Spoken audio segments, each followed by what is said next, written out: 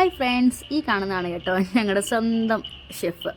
ഇന്ന് ഒരു അഡാർ ആന്ധ്ര സ്റ്റൈൽ ചിക്കൻ കറിയാണ് പ്രിപ്പറേഷൻ ചെയ്യുന്നത്.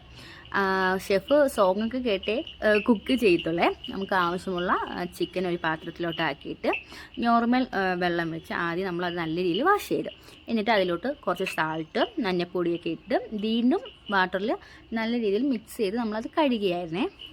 അതിൽ കുറച്ച് അഴുക്കും കാര്യങ്ങളൊക്കെ ഉണ്ട്, അതൊക്കെ നല്ല രീതിയിൽ കഴുകി മഞ്ഞപ്പൊടിയൊക്കെ ഇട്ട് അഴുക്ക് പോകുമെന്നാണ് പറയുന്നത്.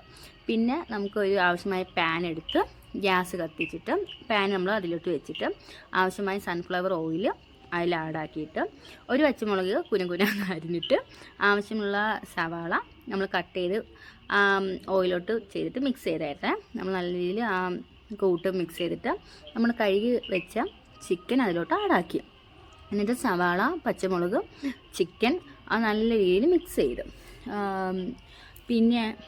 എന്നിട്ട് നമ്മളത് നല്ല രീതിയിൽ അങ്ങോട്ടും ഇങ്ങോട്ടൊക്കെ മിക്സ് ചെയ്തിട്ട് നമുക്ക് അതിലോട്ട് ആവശ്യമായ സാൾട്ടും കാര്യങ്ങളൊക്കെ ആഡാക്കണമായിരുന്നു. പിന്നെ നമുക്ക് കുറച്ച് ആവശ്യത്തിനുള്ള സാൾട്ട്, പിന്നെ ടെർമിക് പൗഡറൊക്കെ ഇട്ട് ഷെഫ് ഇച്ചിരി ഉപ്പ് കൂട്ടിയിടും കേട്ടോ, അതൊരു ചെറിയ പ്രോബ്ലമാണ്. എന്നിട്ട് അത് നല്ല രീതിയിൽ അങ്ങോട്ടും ഇങ്ങോട്ടും മിക്സ് ചെയ്തിട്ട് നമ്മളത് കുറച്ച് നേരം ബോയിലിങ്ങിന് വേണ്ടി അടിച്ച് വെച്ചായിരുന്നേ.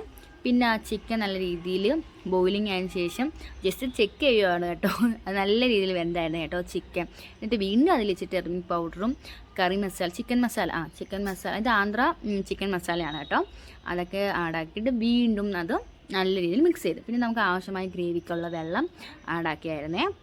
എന്നിട്ട് നമ്മൾ ഒരു ടൊമാറ്റോ കുനുകുനാന്ന് കട്ട് ചെയ്ത് അതും അതിൽ ആഡാക്കിയിട്ടും വീണ്ടും അത് കുറച്ച് നേരം കൂടി ബോയിലിംഗ് വേണമെന്ന് പറഞ്ഞിട്ട് അത് അടിച്ച് വെച്ചായിരുന്നു. ഞങ്ങൾക്ക് കൊതി കൊണ്ട് അവിടെ നിൽക്കാൻ പറ്റിയില്ലായിരുന്നു കേട്ടോ.